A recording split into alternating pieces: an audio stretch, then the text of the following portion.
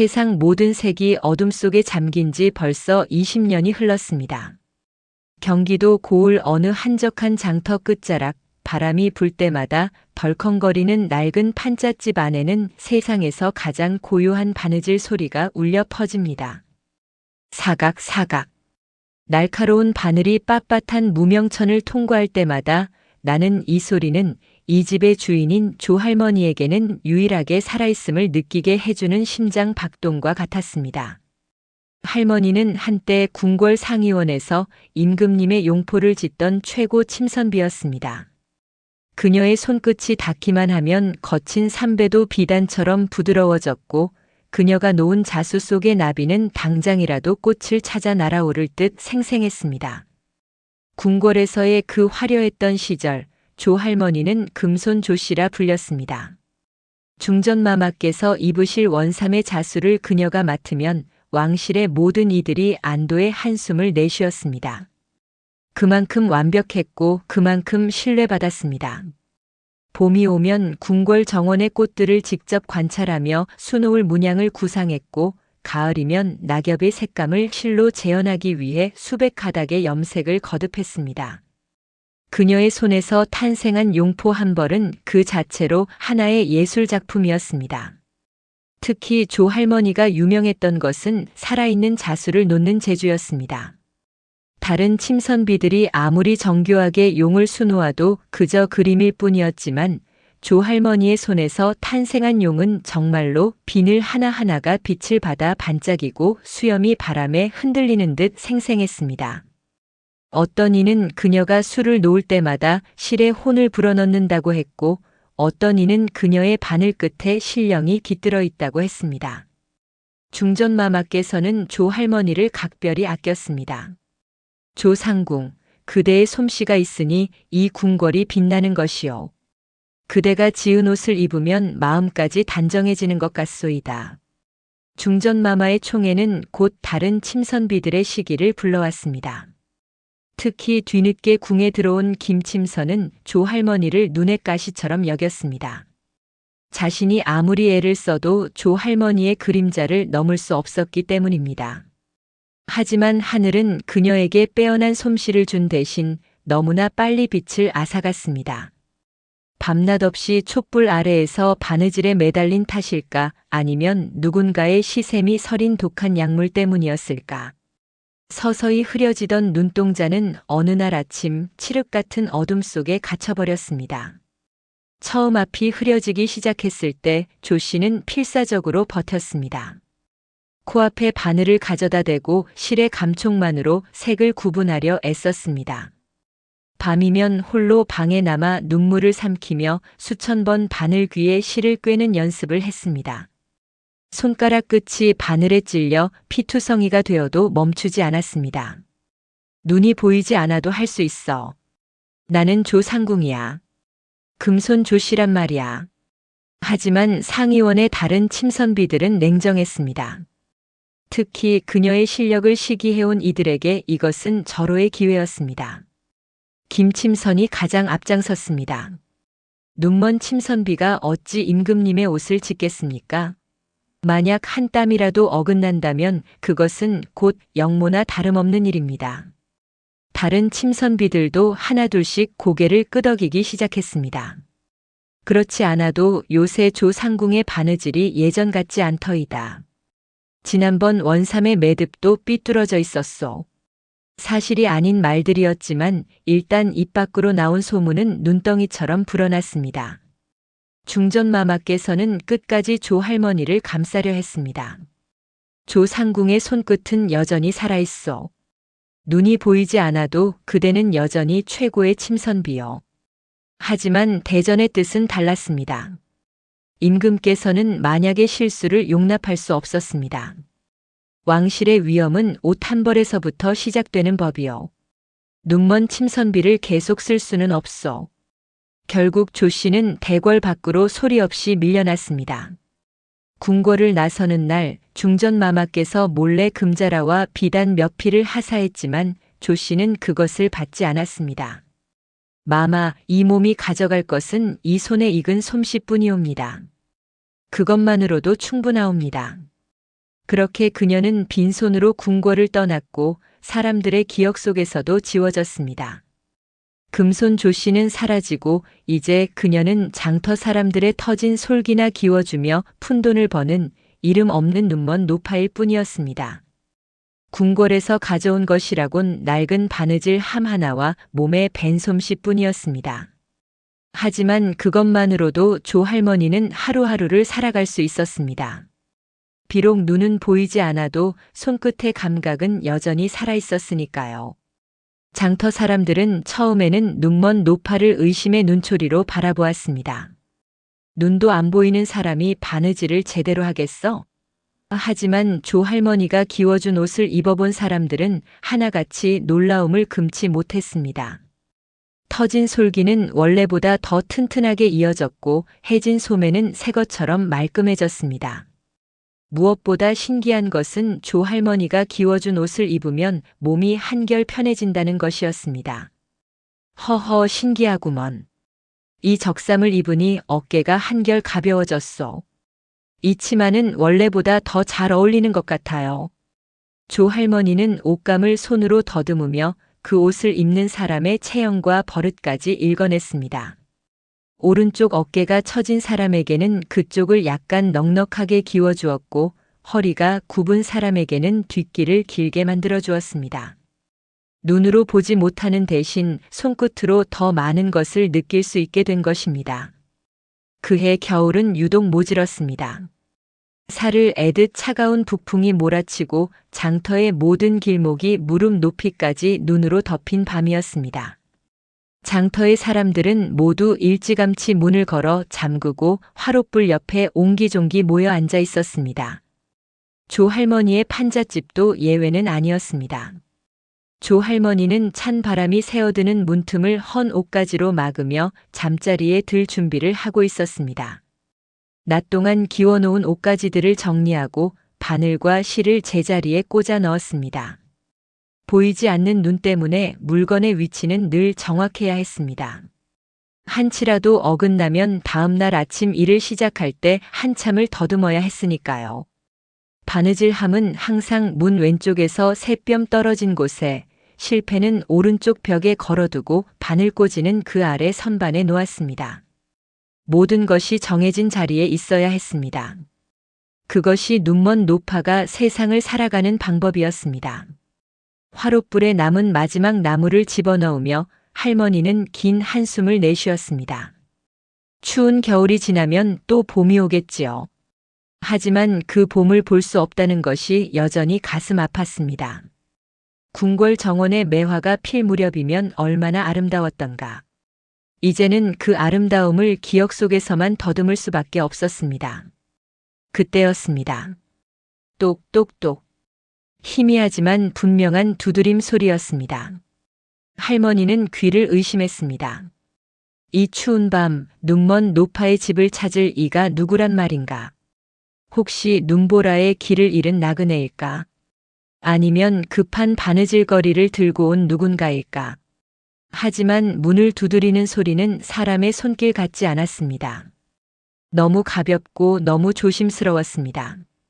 마치 누가 문을 두드리고는 황급히 달아난 것 같았습니다. 할머니가 지팡이를 짚고 더듬더듬 문을 열었을 때 차가운 눈보라가 집 안으로 들이닥쳤습니다. 얼굴을 때리는 눈발이 얼마나 날카로운지 숨을 쉬기조차 힘들었습니다. 하지만 문 밖에는 아무도 없었습니다. 할머니가 지팡이로 바닥을 더듬었습니다. 그때 지팡이 끝이 딱딱한 무언가에 부딪혔습니다. 오직 발치에 묵직하고 딱딱한 무언가가 놓여 있을 뿐이었습니다. 할머니가 조심스레 손을 뻗어 그것을 어루만졌습니다. 차가운 나무 괴짝이었습니다.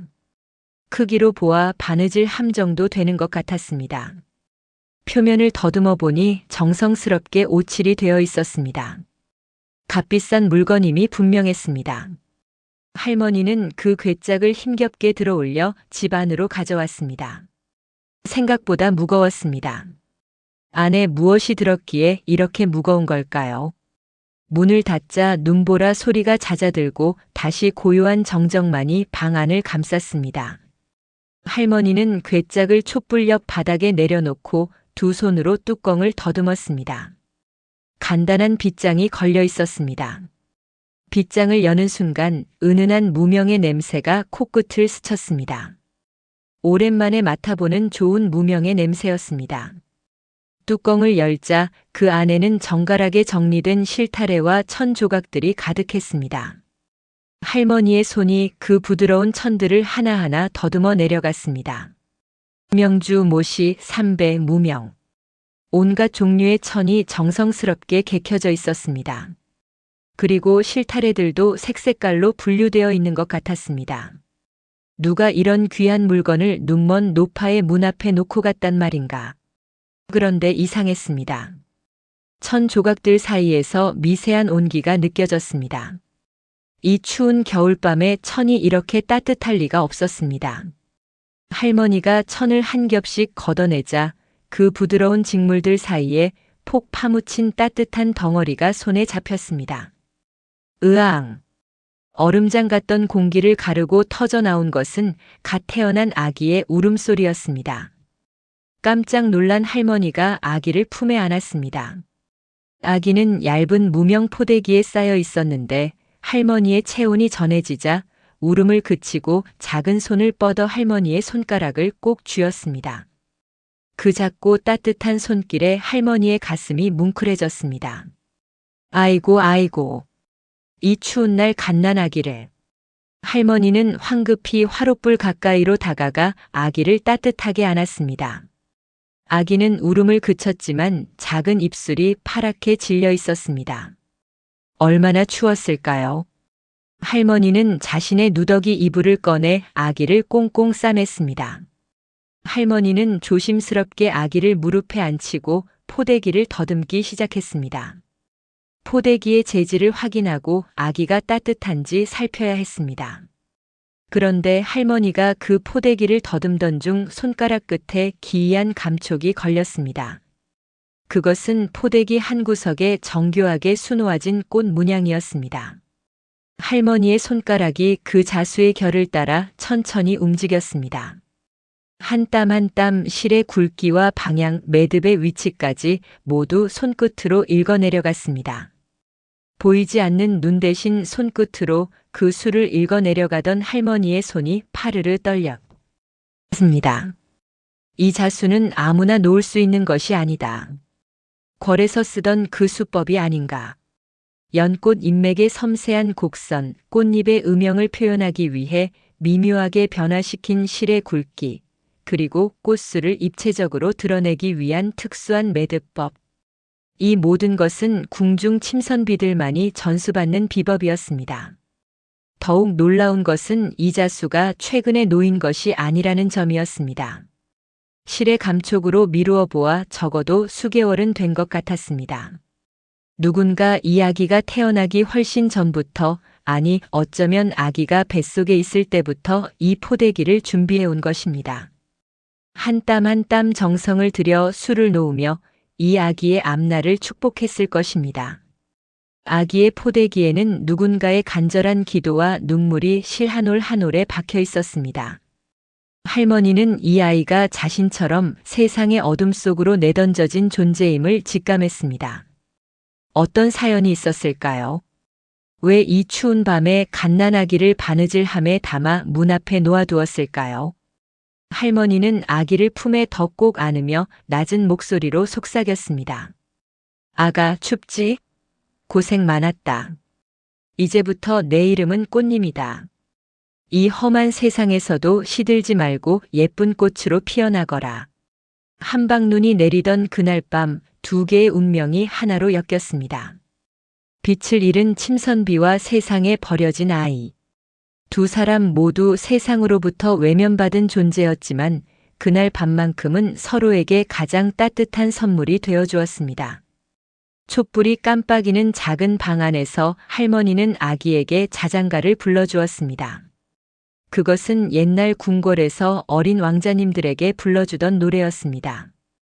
오랜만에 부르는 그 노래는 할머니 자신의 마음까지 어루만져주는 것 같았습니다. 자장자장 우리 아기, 꽃처럼 고운 우리 아기. 추운 겨울 지나가면 따뜻한 봄날이 오리라. 밖에서는 여전히 눈보라가 몰아쳤지만 작은 방 안은 그 어느 때보다 따뜻했습니다. 장터 끝자락의 누추한 판잣집에 새로운 생명이 깃든 순간이었습니다. 시간은 어느덧 7년이라는 세월을 지나왔습니다. 장터 사람들은 조 할머니가 주워온 아이 꽃님이를 보며 혀를 내둘렀습니다. 아이는 걸음마를 떼기도 전부터 할머니의 바느질함을 장난감 삼아 놀았습니다. 그런데 그 모습이 예사롭지 않았습니다. 꽃님이는 글자를 배우기도 전에 실의 색깔을 구분했고 눈을 감고도 손끝만 대면 그것이 명주인지 무명인지 혹은 서역에서 온 귀한 비단인지 단번에 맞췄습니다. 처음 할머니가 이 사실을 알게 된 것은 꽃님이가 3살 때였습니다. 그날도 장터는 여느 때처럼 북적였습니다. 옥감 장수가 가져온 천을 두고 사람들이 논쟁을 벌이고 있었습니다. 이건 분명 명주요. 명주를 무명값에 팔려고 하시오. 아니, 잘 보시구려. 이건 무명을 곱게 다듬은 거요. 내가 장사를 20년 했는데 명주와 무명을 구분 못하겠소? 허허, 이 양반이 눈이 어두운 게 아니오? 이 광택을 보시구려. 명주가 확실하단 말이오. 구경꾼들도 하나둘 모여들었지만 명주라는 사람과 무명이라는 사람으로 나뉘어 갑론을 박이었습니다. 그때 꽃님이가 총총 걸어가 옥감에 손을 대더니 맑은 목소리로 말했습니다. 이건 명주도 무명도 아니에요. 못이에요. 하지만 낡아서 힘이 없어요. 실들이 지쳐서 축 늘어져 있어요. 사람들이 웃으며 아이의 말을 무시하려 했습니다. 저 어린 것이 뭘 안다고. 하지만 그중 노련한 직조공이 있었습니다. 그는 꽃님이의 말에 귀가 솔깃해져 천을 자세히 살펴보았습니다. 결을 따라 손가락을 움직이고 코를 가까이 대어 냄새를 맡고 빛에 비춰 투과도를 확인했습니다. 이 아이 말이 맞소. 오래된 모시를 물에 불려 다시 짠 것이오. 명주처럼 보이는 광택은 풀을 먹인 거고 무명처럼 느껴지는 두께는 여러 번 빨아서 두꺼워진 거요. 옥감 장수의 얼굴이 새빨개졌습니다. 들통난 것입니다. 사람들은 웅성거리기 시작했고 그날부터 꽃님이의 손에 대한 소문이 퍼지기 시작했습니다. 그 후로도 꽃님이의 신기한 능력은 계속 드러났습니다. 4살 때는 장터쌀 장수의 옷을 만지고는 아저씨, 오른쪽 무릎이 아프시죠? 이 바지 무릎 부분에 오래된 땀 냄새가 많이 배어 있어요. 자꾸 쪼그려 앉으셔서 그래요라고 말해 모두를 놀라게 했습니다. 실제로 쌀 장수는 오랜 무릎 통증에 시달리고 있었습니다. 5살 때는 대장간 주인의 적삼을 만지고는 이 옷 주인은 왼손잡이에요. 왼쪽 소매가 오른쪽보다 훨씬 많이 늘어나 있어요. 그리고 불 가까이 자주 가셔서 소매 끝이 그을린 냄새가 나요라고 했습니다. 대장간 주인은 실제로 왼손잡이였고 사람들은 아이의 재주에 감탄했습니다. 무엇보다 기이한 것은 꽃님이의 손이었습니다. 할머니, 이 옷감은 지금 울고 있어요. 실이 너무 팽팽하게 당겨져서 숨을 못 쉬겠대요. 할머니, 이 바늘은 너무 차가워요. 조금만 더 따뜻하게 손으로 쥐어준 다음에 바느질을 시작하세요. 꽃님이는 사물의 소리를 냄새나 소리가 아닌 결로 읽어냈습니다. 할머니가 눈이 보이지 않아 바늘 귀에 실을 꿰지 못해 애를 먹을 때면 7살 꽃님이는 눈을 감고도 단 한 번의 실을 꿰어냈습니다. 실 끝에 미세한 떨림과 바늘 구멍의 공기 흐름을 손끝으로 감지했기 때문입니다. 할머니가 처음 이 광경을 목격했을 때는 소름이 돋았습니다. 자신도 전성기 때 겨우 10번에 한 번 정도 성공했던 눈 감고 실 꿰기를 어린아이가 너무나 자연스럽게 해내고 있었으니까요. 꽃님아, 어떻게 그걸 하는 게냐? 할머니가 물었습니다. 잘 모르겠어요, 할머니. 그냥 실이 여기로 가고 싶어 해요라고 말하는 것 같아요. 그래서 그쪽으로 손을 움직이면 바늘구멍을 찾게 돼요. 뿐만 아니라 꽃님이는 장터 사람들이 가져오는 헌옷을 만지는 것만으로도 그 주인의 사연을 읽어냈습니다. 할머니, 이 옷 주인은 오른쪽 어깨가 많이 굽어 있어요. 아마 매일 무거운 짐을 지고 언덕을 오르는 분인가 봐요. 오른쪽 어깨 쪽을 조금 더 넉넉하게 기워드려야 편하실 거예요. 할머니, 이 치마는 주인이 자꾸 왼쪽으로 기울어져요. 왼쪽 다리가 오른쪽보다 조금 짧은가 봐요. 단을 왼쪽만 살짝 내려주면 걸을 때 훨씬 편할 거예요. 할머니, 이 적삼 주인은 마음이 아파요. 옷에 눈물 자국이 많이 배어 있어요. 소금기가 느껴져요. 가슴 부분이 자꾸 조여드니까 안쪽에 부드러운 천을 덧대어주면 마음도 조금 편해질 거예요. 꽃님이의 조언대로 할머니가 바느질을 마치면 옷을 찾아가는 이들은 하나같이 깜짝 놀라며 감탄했습니다. 아니, 주모. 어떻게 알았소? 내가 요새 어깨가 아파서 죽을 맛이었는데 옷이 아주 맞춤복처럼 편하구려. 허허, 신기하오. 이 치마를 입으니 다리가 덜 저리는 것 같소. 할머니, 이 적삼을 입으니 가슴이 뻥 뚫리는 것 같아요. 며느리를 잃은 슬픔이 조금 가시는 것 같습니다. 눈먼 할머니의 노련한 바느질과 꽃님이의 신비로운 손끝이 합쳐지자 장터 끝자락의 작은 방은 어느새 고을의 명소가 되었습니다. 낡은 옷을 가져가면 새 옷보다 더 편하고 아름답게 고쳐준다는 소문이 마을을 넘어 이웃 고을까지 퍼지기 시작한 것입니다. 어떤 이들은 먼 길을 마다하지 않고 찾아왔습니다. 30리 길을 걸어온 노파는 죽기 전에 꼭 한번 금손 할머니께 옷을 기워받고 싶었다며 눈물을 흘렸고, 어떤 처녀는 혼례를 앞두고 이 치마만은 할머니께서 손을 봐주셔야 한다며 비단을 들고 왔습니다. 하지만 고여있는 물에는 늘 이끼가 끼는 법이었습니다. 고을 관아에는 김침선비라 불리는 여인이 있었습니다. 그녀는 사또의 신임을 얻어 관아의 모든 의복을 책임지고 있었지만 사실 실력보다는 아첨과 뒷거래로 그 자리를 지키고 있었습니다. 김침선비는 본래 평범한 바느질꾼의 딸이었습니다. 재주는 있었지만 특출나지는 않았습니다. 하지만 그녀에게는 남다른 재능이 하나 있었으니 바로 권력자의 마음을 읽고 비위를 맞추는 능력이었습니다. 사또가 검소한 척하는 것을 좋아한다는 것을 알아채고는 화려하지 않지만 은근히 고급스러운 천으로 옷을 지어 바쳤습니다. 사또 부인이 붉은색을 싫어한다는 것을 알아내고는 은은한 남색과 옥색 비단을 선물했습니다. 사또의 아들이 무과를 준비한다는 소식을 듣고는 활을 쏘기 편한 소매 좁은 융복을 미리 준비해 바쳤습니다. 그렇게 조금씩 신임을 얻어 결국 관아의 공식 침선비 자리에 오른 것입니다. 하지만 그녀의 실력은 평범했습니다. 아니, 평범하다는 것도 좋게 말한 것이었습니다. 솔직히 말하면 서툴렀습니다. 바느질의 간격이 들쭉날쭉했고 자수는 밋밋했으며 옷의 맵시도 어딘가 어색했습니다. 하지만 그녀는 교묘했습니다. 중요한 옷은 몰래 다른 침선비에게 맡겨 만들고 자신의 이름으로 올렸습니다. 사또가 칭찬하면 겸손한 척하면서도 그 공을 고스란히 자신의 것으로 만들었습니다. 그렇게 2년 3년 거짓된 명성을 쌓아 올렸습니다. 장터의 눈먼 노파가 명성을 얻고 있다는 소식은 김침선비의 귀에도 들어갔습니다. 눈먼 년이 바느질을 한다고, 거기다 근본도 모르는 어린 년이 요사스러운 재주를 부린다지. 김침선비는 거울 앞에 앉아 화려한 비단 소매를 매만지며 입술을 비틀었습니다. 그녀의 하녀가 조심스럽게 말을 꺼냈습니다.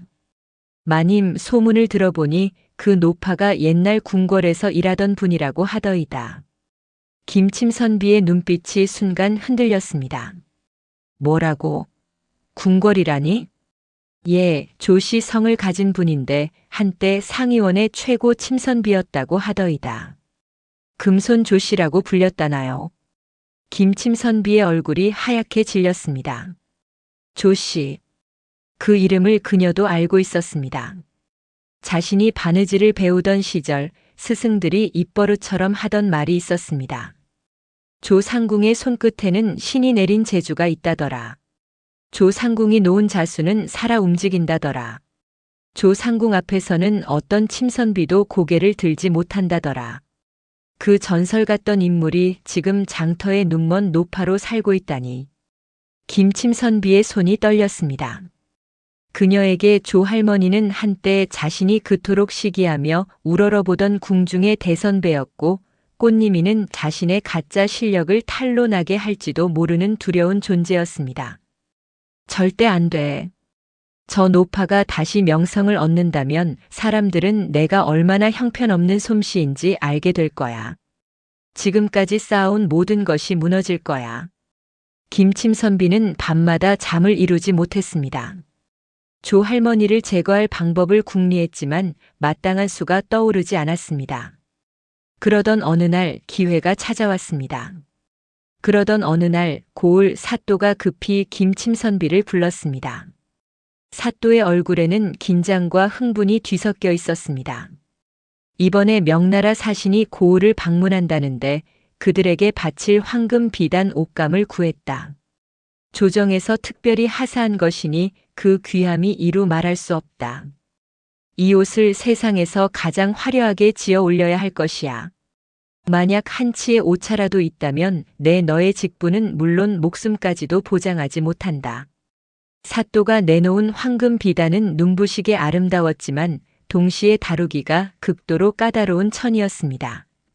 서역에서 온 이 비단은 일반 비단보다 훨씬 촘촘하게 짜여 있어서 바늘을 잘못 넣으면 실이 터지거나 옷감 전체가 뒤틀려버리는 무서운 성질을 가지고 있었습니다. 김침선비는 떨리는 손으로 비단을 받아들었습니다. 촛불에 비춰보니 황금빛이 물결치듯 흐르는 것이 정말 아름다웠습니다. 하지만 그 아름다움이 그녀에게는 공포였습니다. 그날 밤 김침선비는 홀로 비단을 펼쳐놓고 바늘을 들었습니다. 손이 사들사들 떨렸습니다. 조심스럽게 바늘을 넣어보았지만 비단의 결이 너무 촘촘해서 바늘이 제대로 들어가지 않았습니다. 억지로 밀어넣자 실이 끊어졌습니다. 안 돼, 이건 내 능력 밖이야. 자신의 실력으로는 이 비단의 결을 감당할 수 없음을 누구보다 잘 알고 있었기 때문입니다. 식은 땀이 등을 타고 흘러내렸습니다. 며칠 밤을 뜬 눈으로 지새우며 고민했지만 방법이 없었습니다. 그래, 내가 못한다면 그 눈먼 노파를 이용하면 되겠지. 김침선비의 눈에 도끼가 서렸습니다. 그녀는 조할머니와 꽃님이를 거대한 음모의 소용돌이 속으로 끌어들일 계략을 꾸미기 시작했습니다. 이틀 후 장터 끝자락 조할머니의 작은 방에 난데없는 귀객이 찾아왔습니다. 화려한 관복 차림에 김침선비가 거만한 걸음으로 들어선 것입니다. 그녀의 뒤로는 2명의 하인이 커다란 괴짝을 소중히 받쳐들고 있었습니다. 방문이 열리자 장터의 냄새와는 전혀 다른 고급 향료 냄새가 방 안을 가득 채웠습니다. 꽃님이는 본능적으로 그 냄새가 좋지 않다고 느꼈습니다. 너무 진하고 너무 인위적이었습니다. 마치 무언가를 감추려는 듯한 냄새였습니다. 오랜만이구려, 조상궁. 아니, 이제는 조할머니라고 불러야 하나? 가시 돋친 목소리에 할머니는 바늘을 멈추고 텅 빈 눈을 들어 올렸습니다. 비록 앞은 보이지 않았지만 할머니는 상대의 목소리만으로도 과거 궁궐에서 자신을 시기하던 김침선의 정체를 단번에 알아차렸습니다. 그 목소리에는 예전과 똑같은 도끼가 서려 있었습니다. 김침선비께서 이 누추한 곳까지 어쩐 일이십니까? 사또 나리의 언명이요. 명나라 사신에게 바칠 이 황금 비단을 보구려. 김침선비가 손짓하자 하인들이 괴짝을 바닥에 내려놓고 천천히 뚜껑을 열었습니다. 그 순간 방 안이 온통 황금빛으로 물들었습니다. 햇빛을 머금은 듯 눈부신 광택, 그리고 물결치듯 흐르는 매끄러운 결. 꽃님이는 태어나서 처음 보는 그 아름다운 빛깔에 숨이 멎는 듯 했습니다.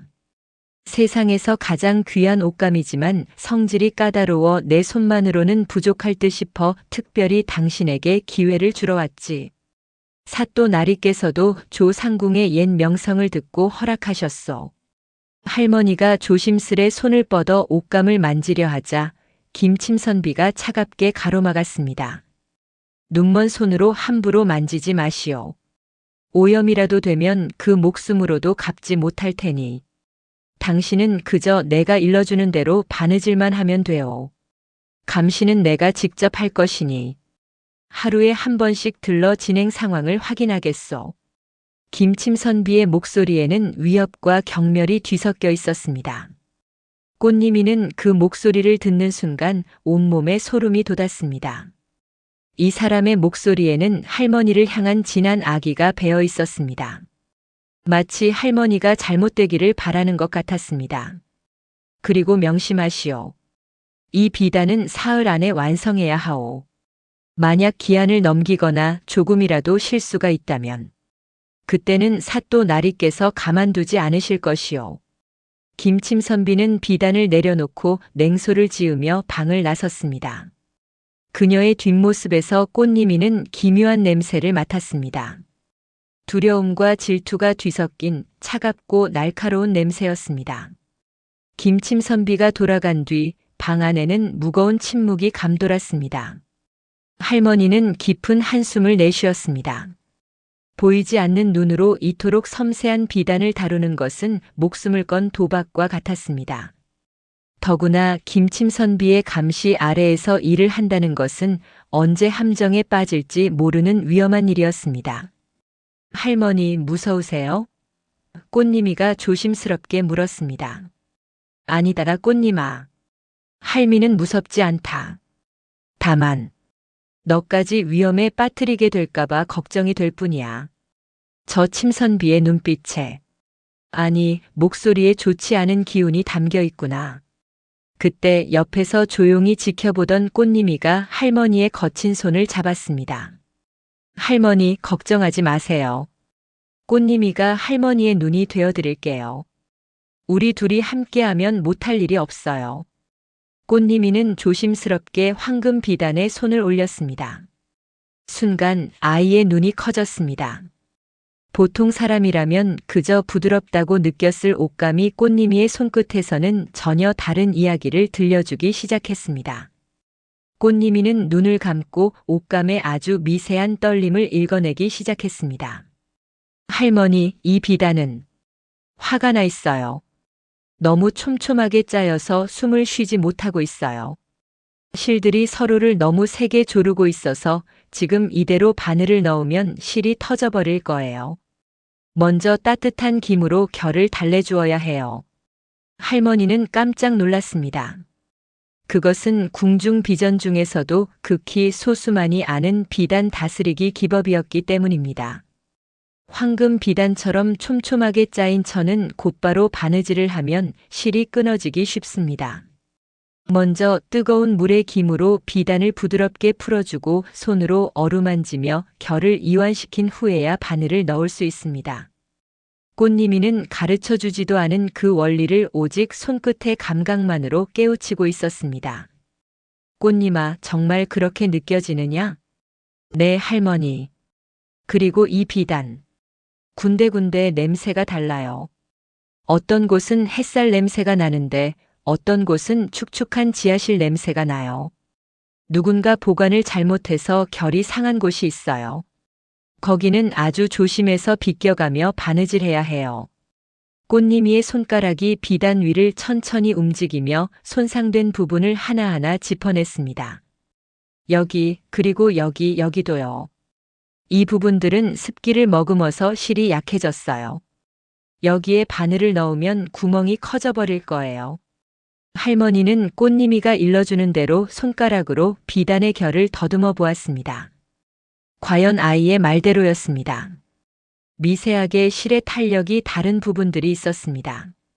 만약 꽃님이의 도움 없이 바느질을 시작했다면 필시 그 부분에서 비단이 찢어졌을 것입니다.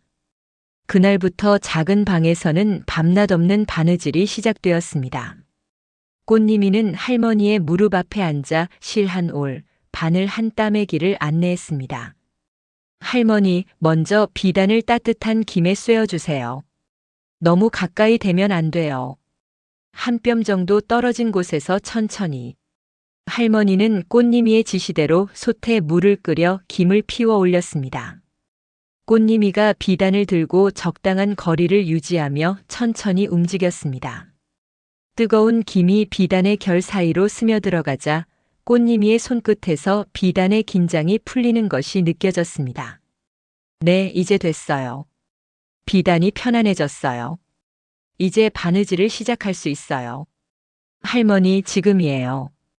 비단의 결이 왼쪽으로 살짝 누웠을 때 바늘을 밀어 넣으세요. 조금만 더 가볍게. 네, 맞아요. 지금 실이 비단 속으로 아주 기분 좋게 파고들었어요.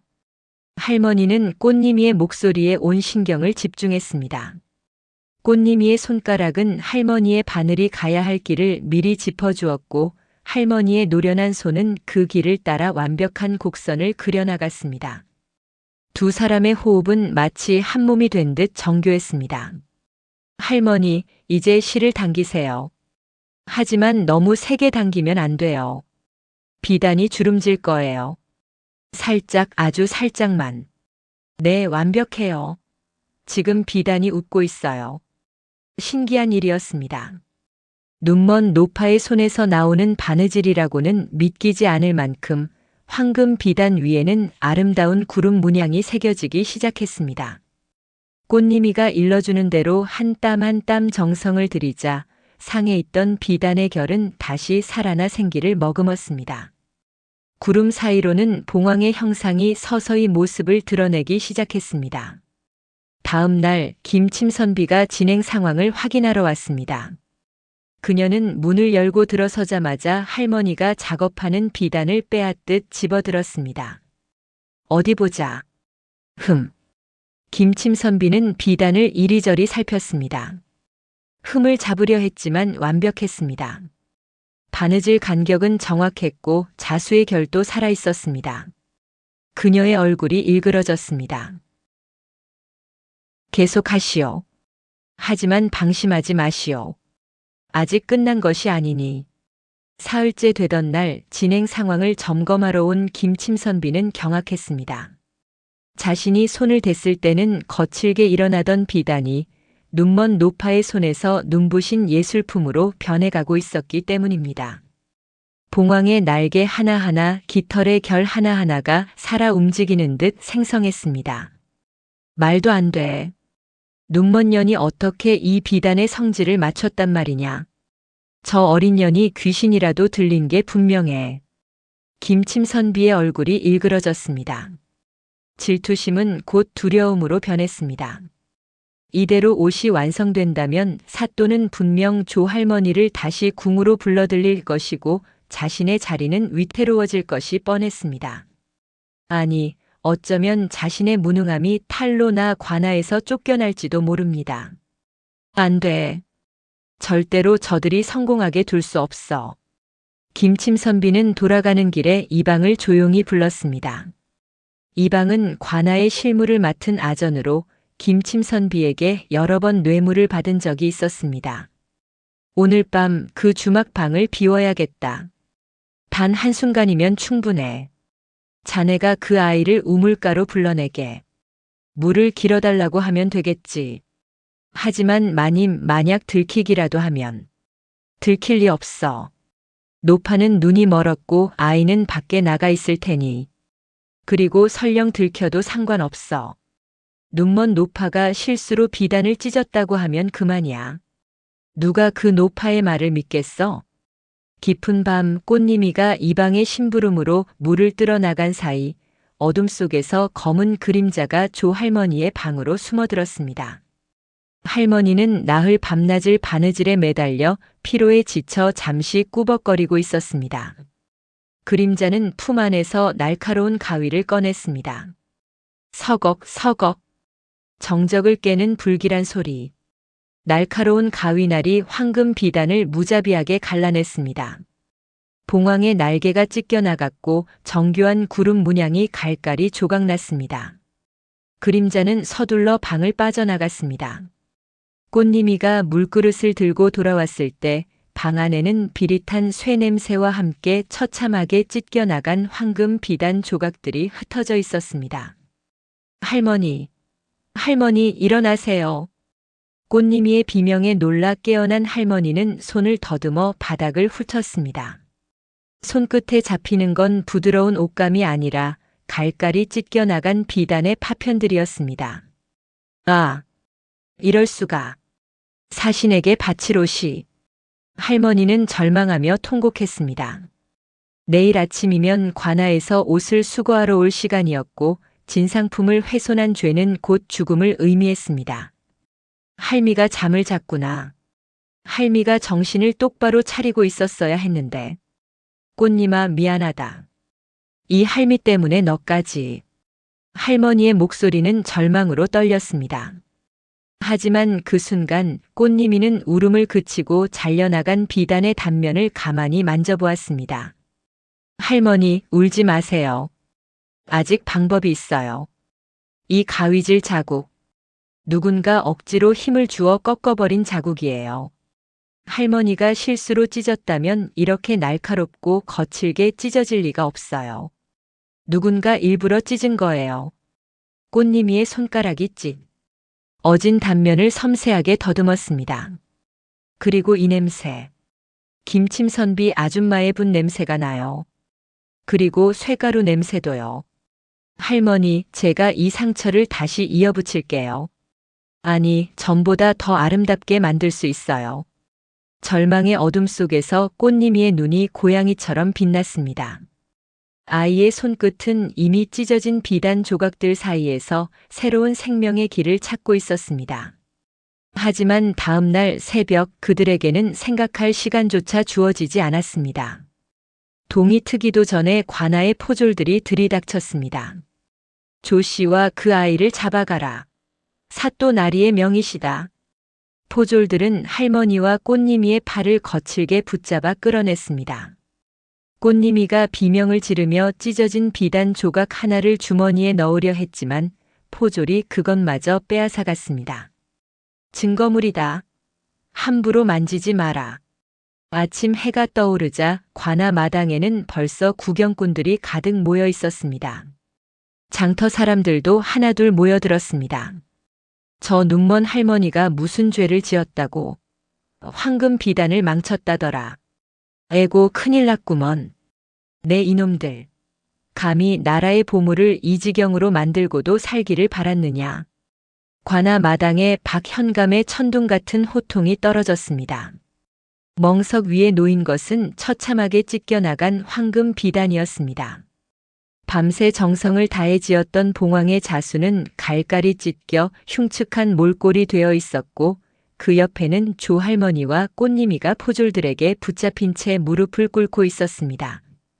김침선비는 현감 옆에서 손수건으로 눈물을 훔치는 신용을 하며 부추겼습니다.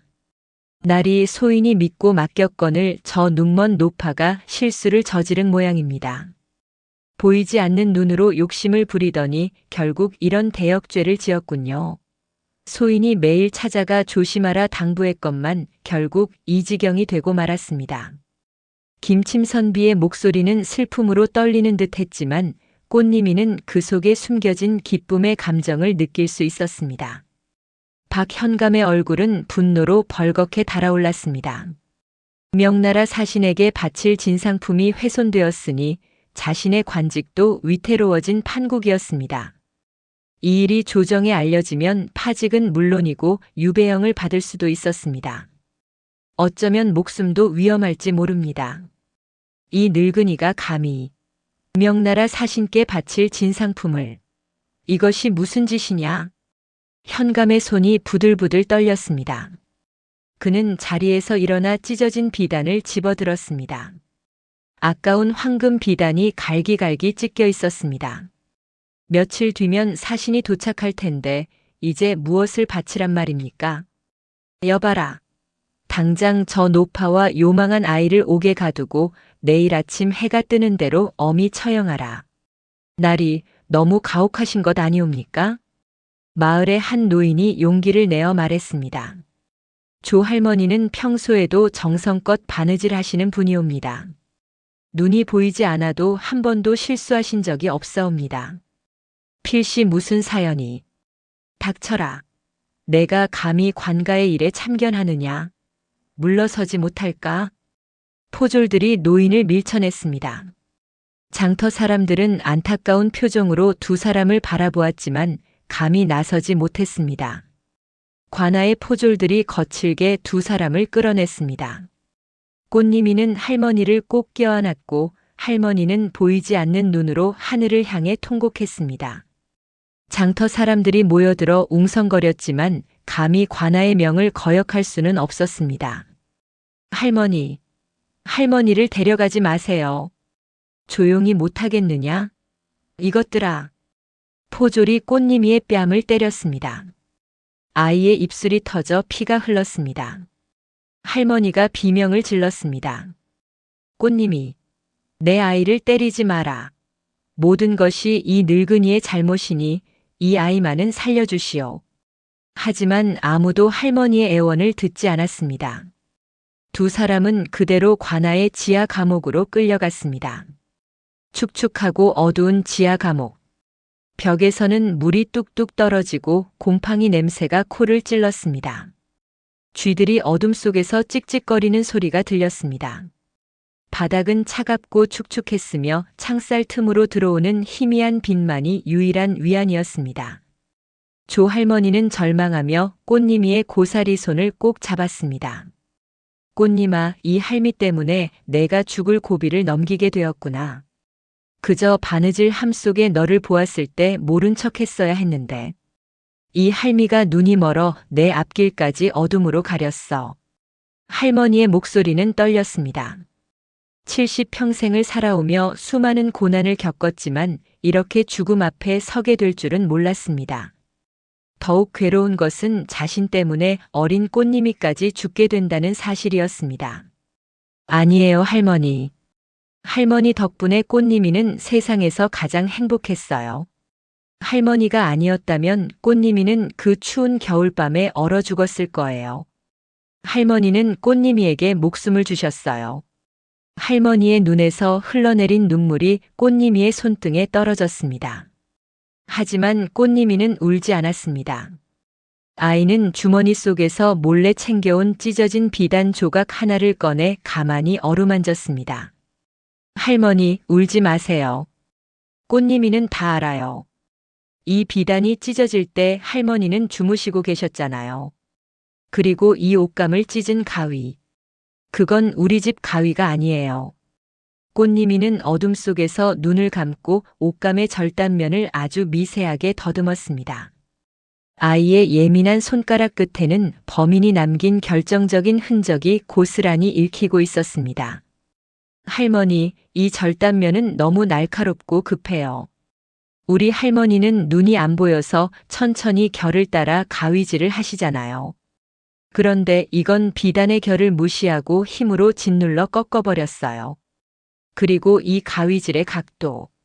할머니는 항상 오른쪽에서 왼쪽으로 부드럽게 가위를 움직이시는데 이건 왼쪽에서 오른쪽으로 거칠게 잘랐어요.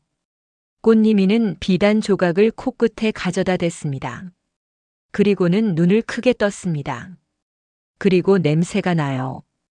아주 미세하지만 김침선비 아줌마가 가져왔던 그 화려한 바느질 상자에서 났던 쇳가루 냄새. 그리고 그 아줌마가 즐겨 뿌리던 진한 분내 냄새가 이 찢어진 틈새에 배어 있어요. 할머니 손에서는 늘 따뜻한 바느질 향유 냄새만 나는데 이건 차갑고 날카로운 쇠 냄새예요.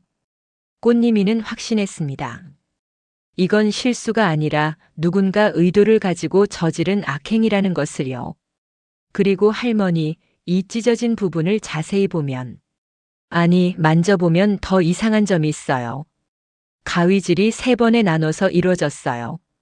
한 번에 쭉 자른 게 아니라 잠깐 멈추고 다시 자르고 또 멈추고 자른 거예요.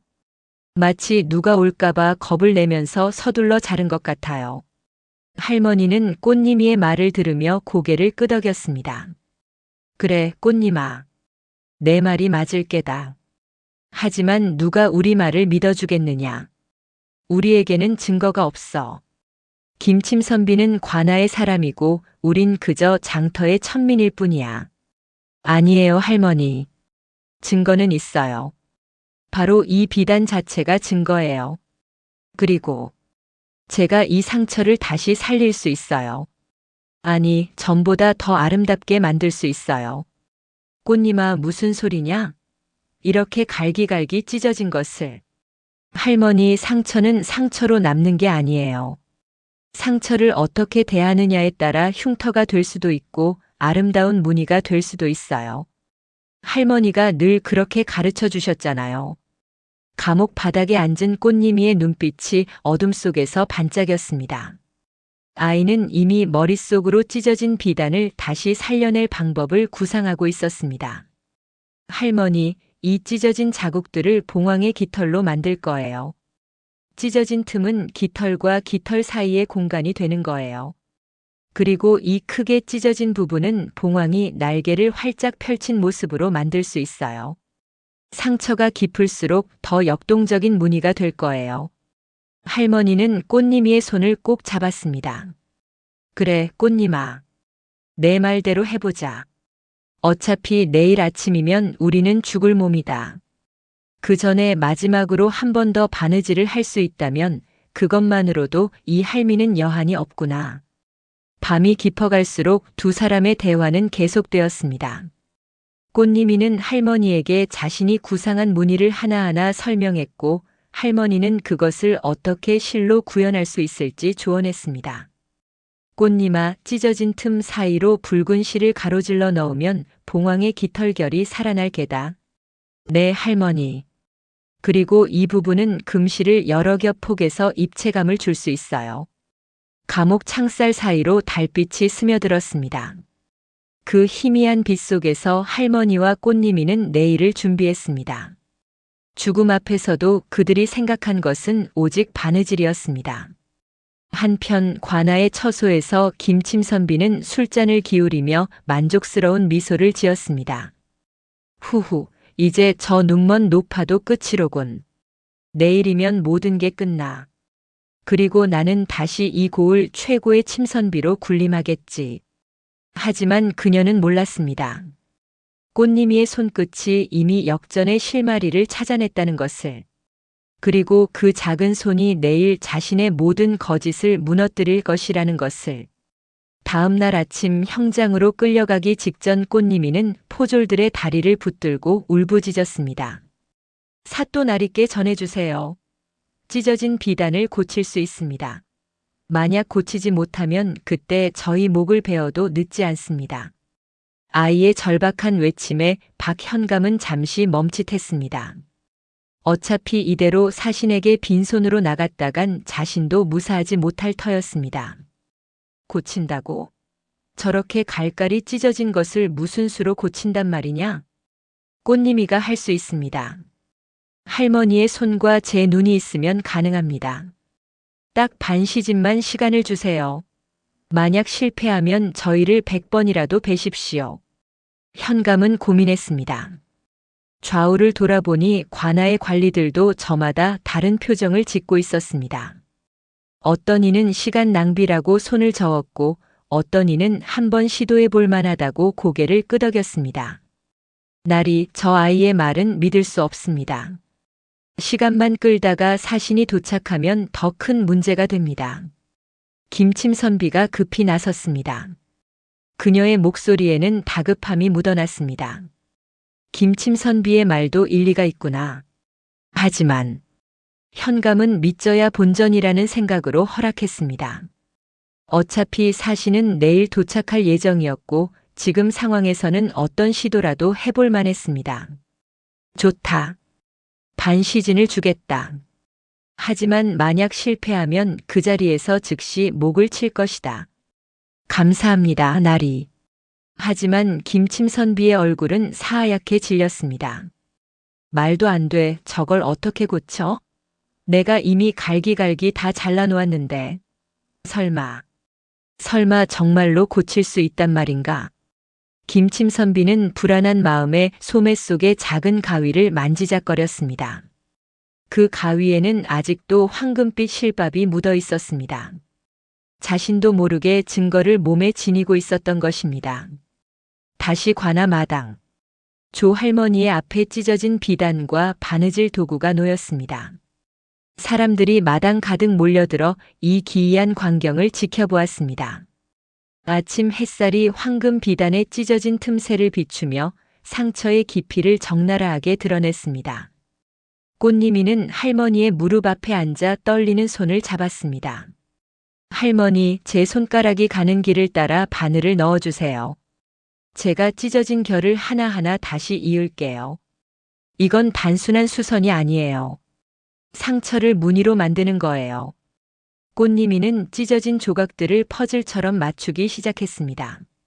아이의 손가락은 0.1촌의 오차도 없이 비단의 결을 찾아냈습니다. 할머니, 지금이에요. 이 찢어진 틈 사이로 붉은 실을 넣어서 봉황의 깃털 무늬를 만드세요. 아예 찢어진 자국이 깃털의 결처럼 보이게 하는 거예요. 그리고 이 갈라진 부분은 봉황의 날개가 펼쳐지는 순간으로 만들어요. 할머니의 바늘이 춤을 추기 시작했습니다. 보이지 않는 눈 대신 아이의 손끝이 일러주는 리듬에 맞춰 한 땀 한 땀 장인 정신을 쏟아부었습니다. 사람들은 숨을 죽이고 그 광경을 지켜보았습니다. 찢어진 비단 위로 전보다 훨씬 화려하고 입체적인 봉황의 날개가 돋아나기 시작했습니다. 상처는 더 이상 상처가 아니었습니다. 그것은 새로운 생명의 시작이었습니다. 할머니, 여기는 더 깊이 바늘을 넣어요. 봉황의 깃털이 겹겹이 쌓인 것처럼 만들어야 해요. 실을 3겹으로 포개서. 시간이 흐를수록 기적은 현실이 되어갔습니다. 흉측한 상처였던 자국들은 어느새 봉황의 생생한 깃털로, 갈라진 틈은 날개의 역동적인 움직임으로 변모했습니다. 마당에 모인 사람들은 점점 더 가까이 다가와 그 놀라운 광경을 목격했습니다. 저것 좀 보게. 찢어진 자국이 정말로 깃털이 되고 있어.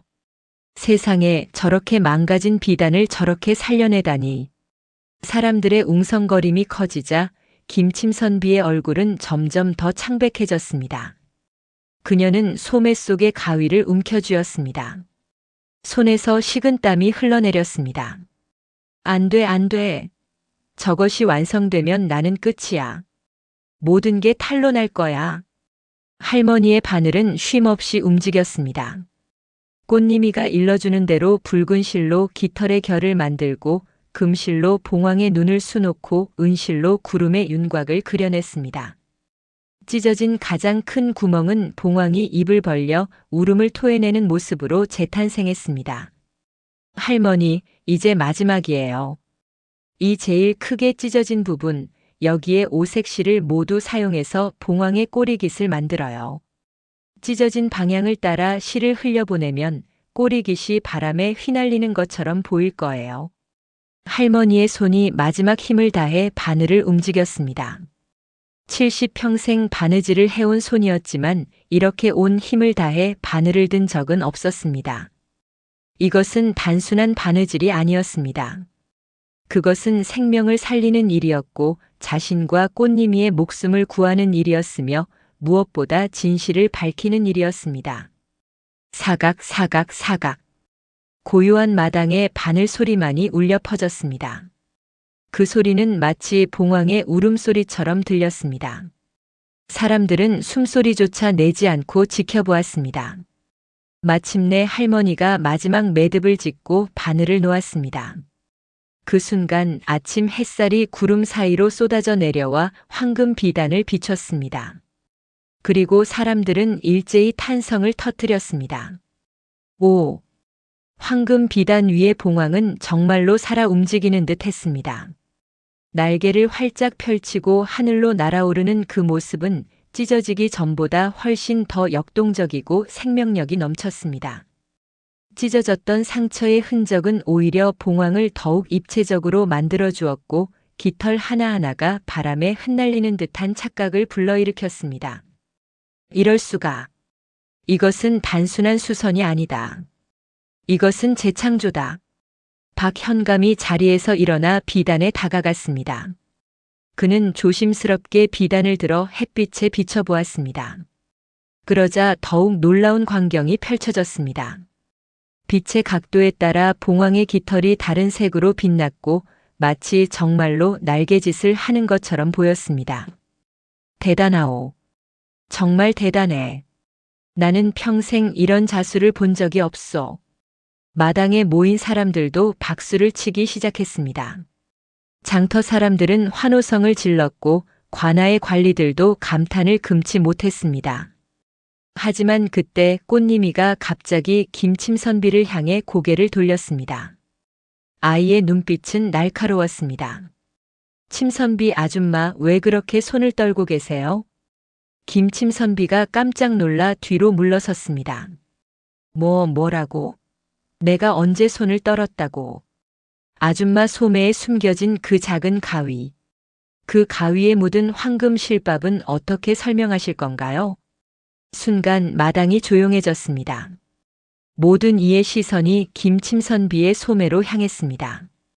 김침선비는 본능적으로 소매를 감싸 쥐었지만 이미 늦었습니다. 에이, 이 요망한 년이 무슨 소리를 하는 게냐? 김침선비가 단말마의 비명을 지르며 소매를 뒤로 감추었습니다. 하지만 꽃님이는 물러서지 않았습니다. 아이는 바닥에 무릎을 꿇은 채 박현감을 향해 당당히 고개를 들었습니다. 사또나리 제 손은 눈보다 정확합니다. 이 비단이 찢어지던 밤 범인은 서두르느라 자신의 흔적을 남겼습니다. 침선비님의 소매 끝을 확인해 주십시오. 거기엔 할머니가 밤새 정성껏 꼬아 만든 세상에 단 하나뿐인 오색 꼬임사 조각이 붙어 있을 것입니다. 현감의 눈빛이 변했습니다. 포졸들아, 김침선비의 소매를 확인하라. 나리. 이것은 모함이옵니다. 저 어린 것의 말을 어찌 믿으시렵니까? 김침선비가 필사적으로 저항했지만 포졸들은 이미 그녀의 팔을 붙잡았습니다. 그녀가 격렬하게 몸부림칠수록 소매 틈새에서 무언가 반짝이며 떨어졌습니다. 땅바닥에 떨어진 것은 작고 날카로운 은재 가위였습니다. 그리고 그 가위날 사이에는 황금빛 실밥이 선명하게 끼어 있었습니다. 저것은 마당이 술렁이기 시작했습니다. 현감이 직접 가위를 집어들었습니다. 햇빛에 비춰보니 가위날 사이사이에 미세한 황금빛 섬유가 여러 가닥 끼어 있었습니다.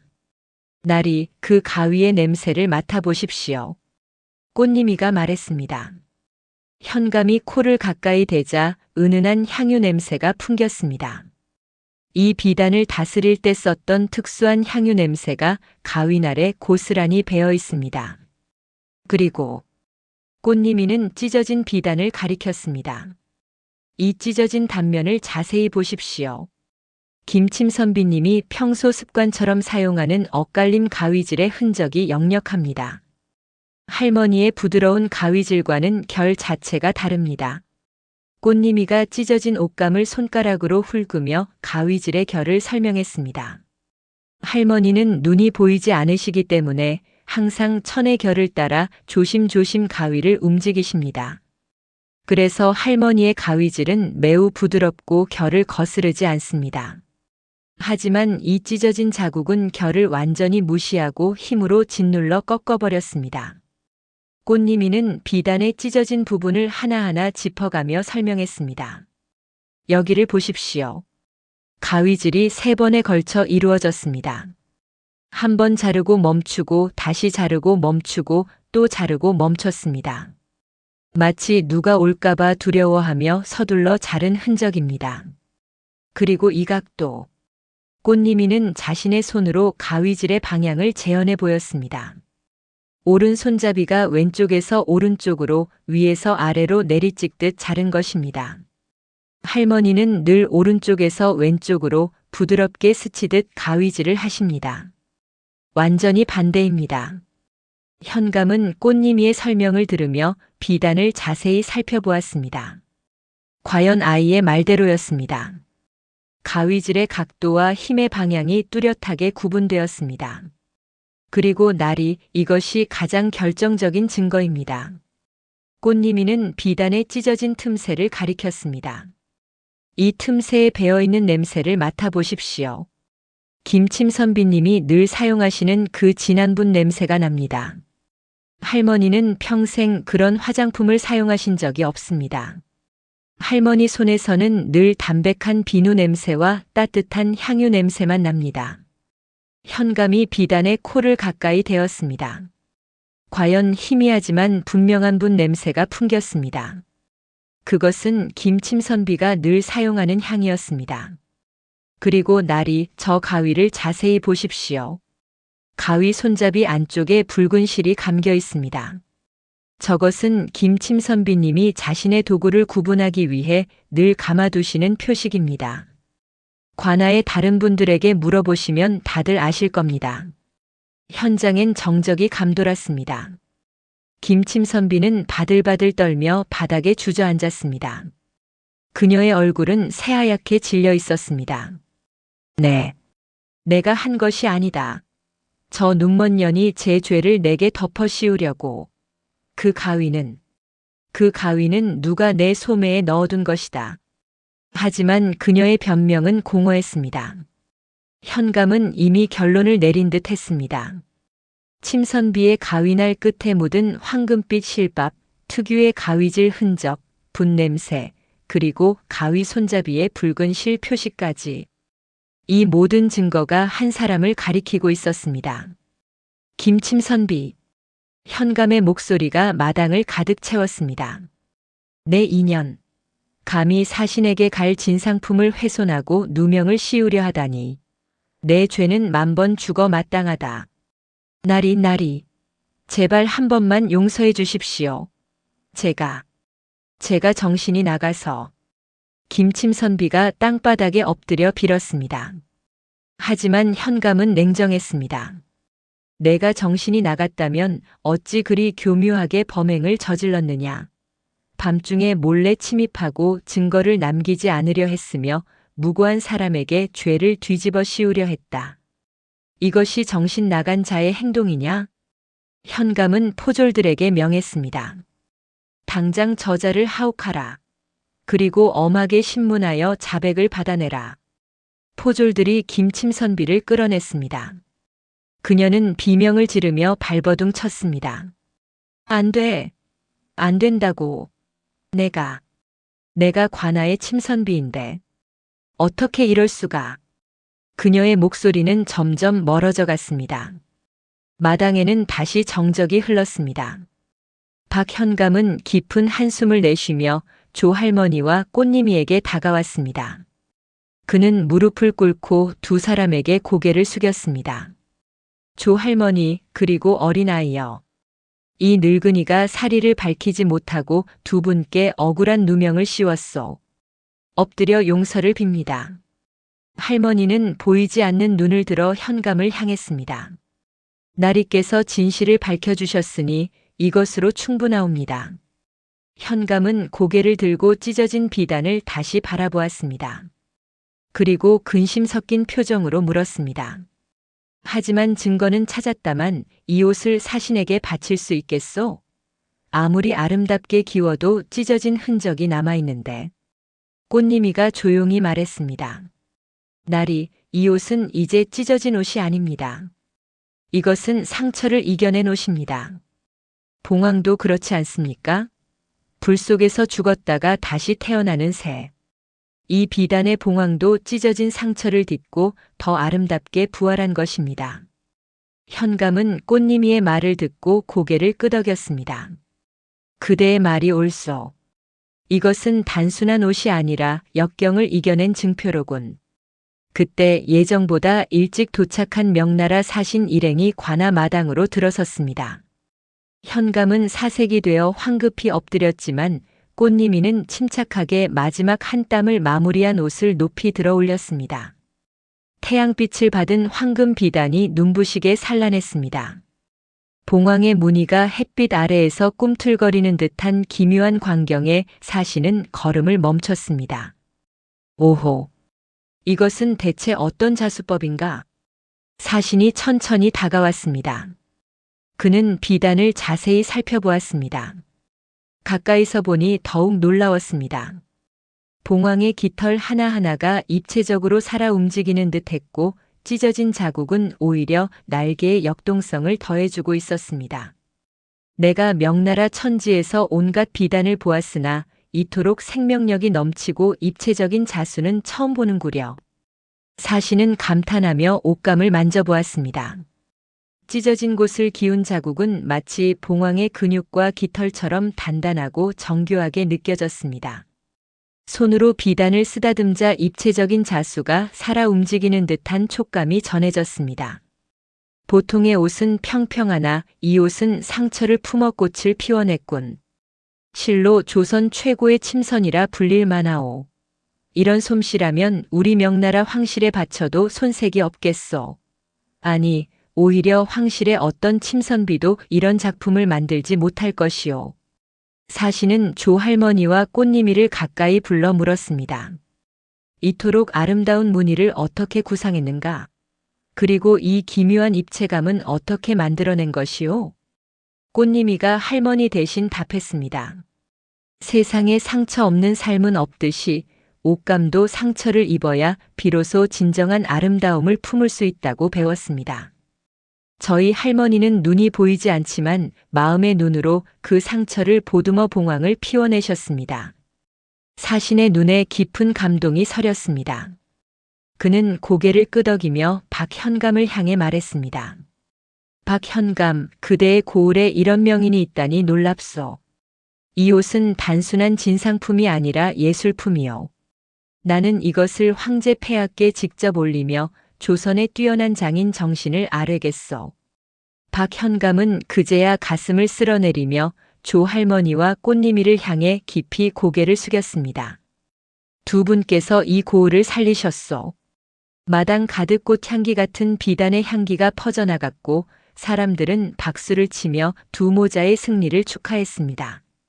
김침선비의 질투가 만든 비극이 꽃님이의 천재적인 손끝과 할머니의 정성이 만나 조선의 기적을 만들어낸 순간이었습니다.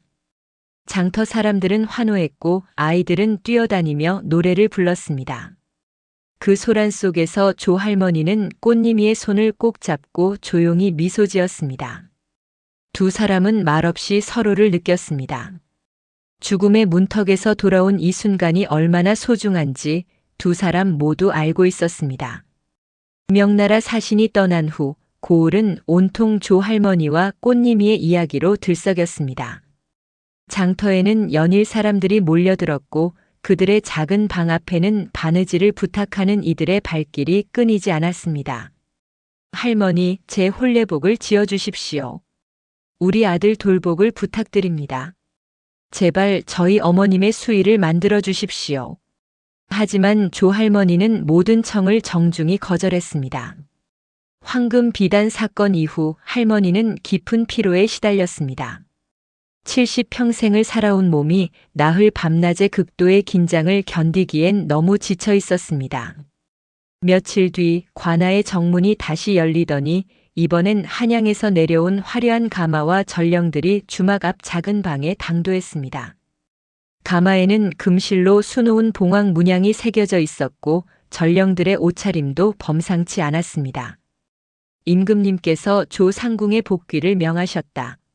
또한 그 아이의 비범한 재능을 높이 사궁중 상의원의 정식 침선비로 거두겠다 하셨느니라. 전령이 펼친 교서에는 임금의 어필이 적혀 있었습니다. 조할머니를 다시 궁궐로 불러들이고 꽃님이에게는 정삼품 벼슬을 내린다는 내용이었습니다. 또한 장터의 누추한 집 대신 한양의 큰 저택을 하사하고 평생 먹고 살 걱정 없을 만큼의 녹봉을 내린다는 약속도 담겨 있었습니다. 마을 사람들은 이제 이들이 평생 보장된 부귀영화를 누릴 것이라며 환호했습니다. 장터의 아낙네들은 부러운 눈빛으로 두 사람을 바라보았고 어떤 이들은 자신의 아이를 꽃님이에게 맡겨 바느질을 가르쳐달라고 부탁하기도 했습니다. 조할머니, 이제 고생 끝이시구려. 꽃님이는 정말 복받을 아이야. 궁궐에 들어가면 비단옷을 입고 산의 진미를 먹겠구먼. 하지만 조할머니는 가만히 꽃님이의 손을 잡고 전령 앞에 섰습니다. 그녀의 텅 빈 눈은 비록 앞을 보지 못했으나 그 어느 때보다 평온하고 단단해 보였습니다. 나리, 임금님의 은혜는 만극하오나. 할머니의 목소리는 조용했지만 확고했습니다. 저는 이미 이 아이의 손끝에서 세상 모든 빛을 보았습니다. 화려한 비단옷보다 추위에 떠는 이들의 해진 옷가지를 기워주는 지금이 제게는 가장 빛나는 시간입니다. 전령은 믿을 수 없다는 표로 물었습니다.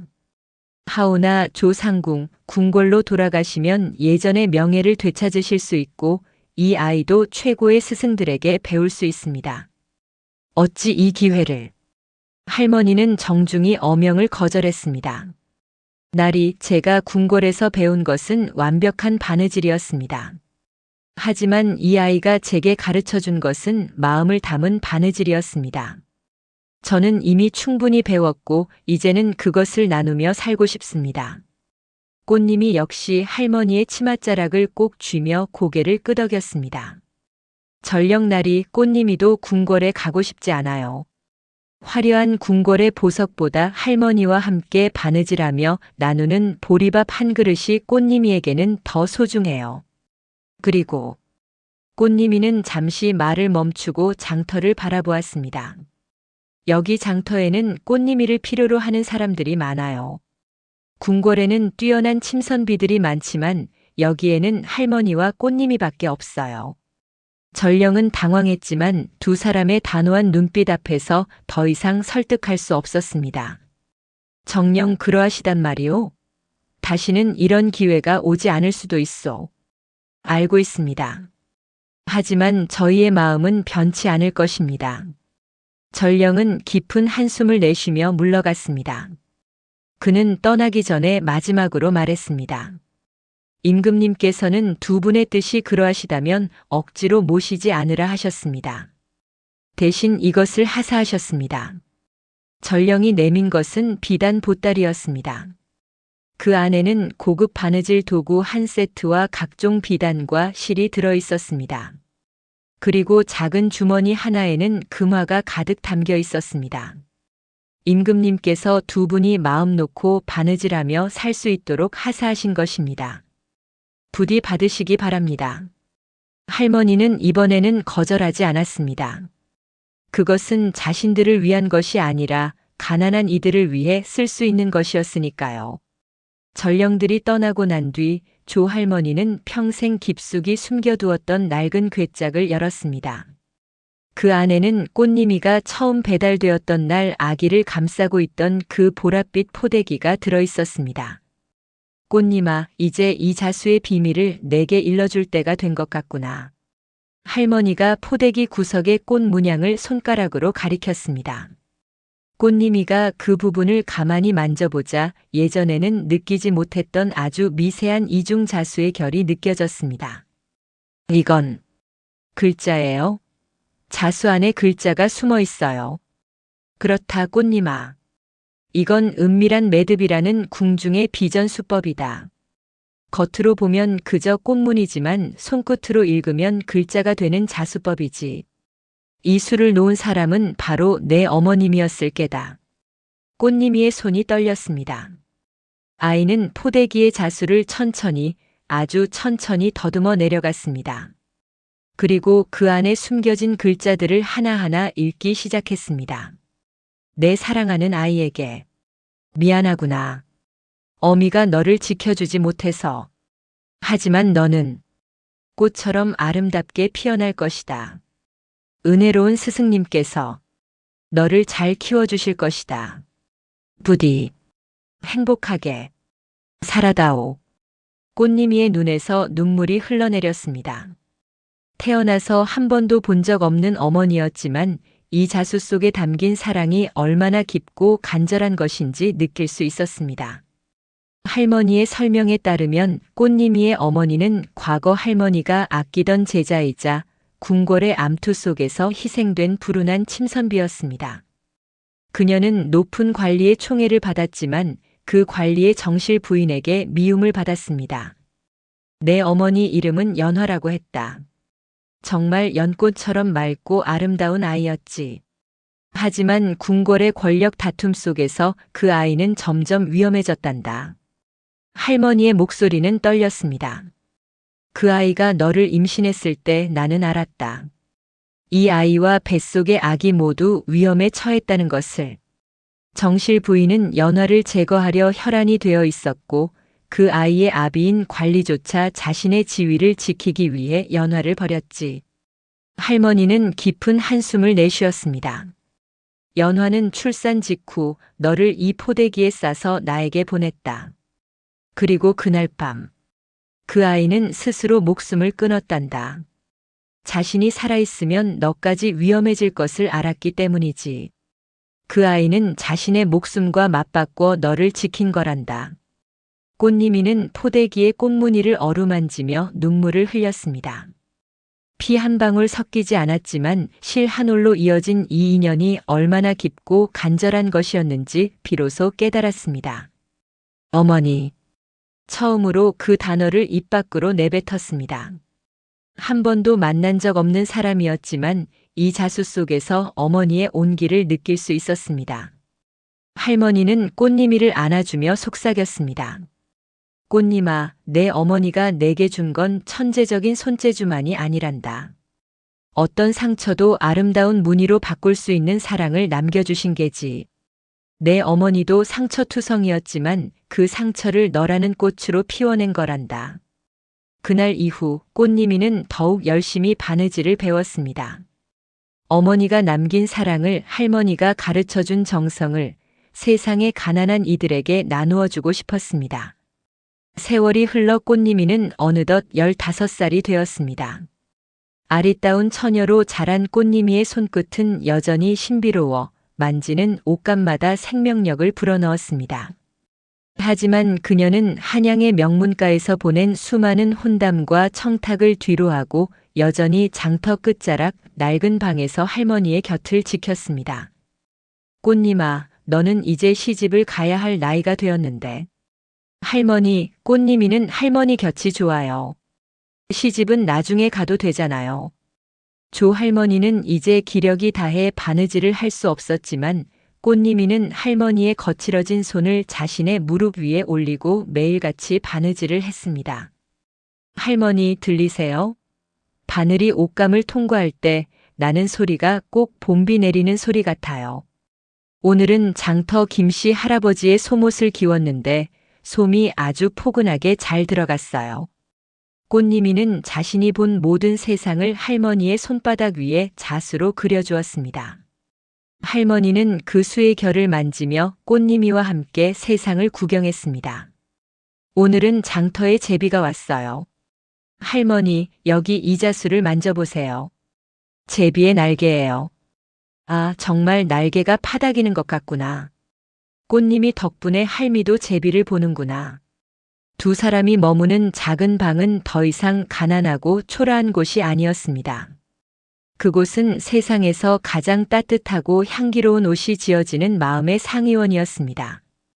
그해 겨울 첫눈이 내리던 날 할머니가 조용히 잠들었습니다. 마치 7년 전 그 한방눈 내리던 밤처럼 평화롭고 고요한 밤이었습니다. 할머니, 할머니. 꽃님이는 할머니의 손을 꼭 잡고 울었습니다. 하지만 할머니의 얼굴에는 미소가 머물러 있었습니다. 그녀는 행복했습니다. 눈먼 채로 궁궐에서 쫓겨났을 때는 모든 것을 잃었다고 생각했지만 꽃님이를 만나 진정한 빛을 찾았습니다.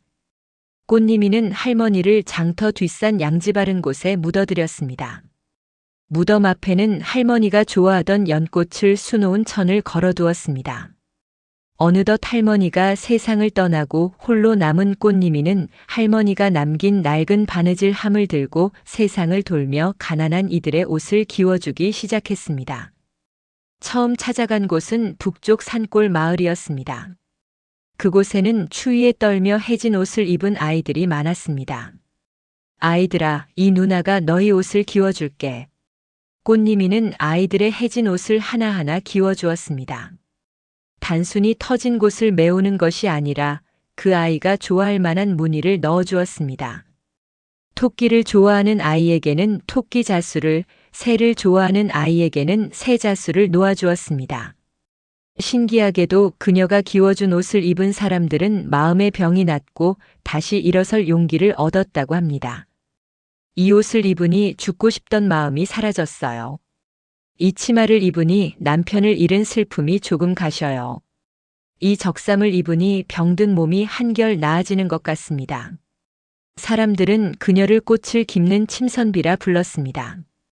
그녀의 손길이 닿은 곳마다 찢어진 마음은 봉황의 날개가 되었고 구멍난 삶은 구름 문양이 되어 피어났습니다. 꽃님이는 한 곳에 머물지 않았습니다. 봄에는 남쪽 바닷가 마을로, 여름에는 동쪽 들판 마을로, 가을에는 서쪽 산골 마을로 다녔습니다. 그리고 겨울이 되면 다시 장터로 돌아와 할머니의 무덤을 찾았습니다. 할머니, 꽃님이가 왔어요. 올해도 많은 사람들의 옷을 기워주었어요. 할머니가 가르쳐 주신 대로 옷만 기운 것이 아니라 마음도 기워주었어요. 무덤 앞에서 꽃님이는 그에 만났던 사람들의 이야기를 들려주었습니다. 할머니는 대답하지 않았지만 바람이 불 때마다 무덤 앞에 천이 파닥이며 대답하는 것 같았습니다. 세월이 흘러 꽃님이도 나이가 들었습니다. 검은 머리에 흰 머리카락이 섞이기 시작했습니다. 하지만 그녀는 여전히 세상을 돌아다니며 사람들의 옷을 기워주었습니다. 어느 날 한 젊은 여인이 꽃님이를 찾아왔습니다. 침선비님, 제가 바느질을 배우고 싶습니다. 저도 침선비님처럼 사람들의 마음을 기워주고 싶어요. 꽃님이는 그 여인의 손을 잡아보았습니다. 따뜻하고 부드러운 손이었습니다. 손이 참 좋구나. 이 손으로 많은 사람을 도울 수 있겠어. 그날부터 꽃님이는 그 여인에게 바느질을 가르치기 시작했습니다. 단순히 바늘을 쓰는 법이 아니라 옷감의 소리를 듣는 법, 사람의 마음을 읽는 법, 상처를 무늬로 바꾸는 법을 가르쳤습니다. 옷을 기울 때는 눈으로 보지 말고 손으로 느껴야 해. 옷감이 뭐라고 말하는지, 이 옷을 입을 사람이 무엇을 필요로 하는지 귀 기울여야 해. 그 여인은 훌륭한 제자가 되었습니다. 그리고 그 여인도 또 다른 제자를 받아들였습니다. 이렇게 꽃님이의 가르침은 대대로 이어져 내려갔습니다. 세월이 더 흘러 꽃님이도 늙고 병들었습니다. 더 이상 바늘을 들 수 없을 만큼 손이 떨렸습니다. 그녀는 다시 장터로 돌아왔습니다. 할머니가 살던 그 작은 방으로. 방은 여전히 그대로였습니다. 좁고 낡았지만 따뜻했습니다. 마지막 날 꽃님이는 어머니의 포대기와 할머니의 바느질함을 꺼내 품에 안았습니다. 어머니, 할머니. 꽃님이가 갑니다. 그녀는 평화롭게 눈을 감았습니다. 마치 한방눈 속에서 잠든 아기처럼. 사람들은 꽃님이를 할머니 옆에 묻어주었습니다. 두 무덤 사이에는 연꽃과 다른 꽃들이 가득 피어났습니다.